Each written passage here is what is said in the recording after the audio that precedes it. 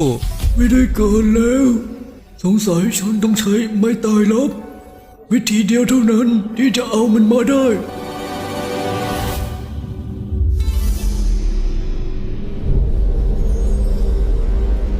สวัสดีเจ้าจิ้งจอก สวัสดี อาจารย์คาคาชิเขาเก่งมากเลย ข้ารู้ เจ้าอยากให้ข้าช่วยงั้นเหรอ ใช่ งั้นเล่นแม่งเลย โอ้ขาฉันจักระของนายนี่ดูเหมือนว่าจะแข็งแกร่งขึ้นแล้วนะเก่งมาก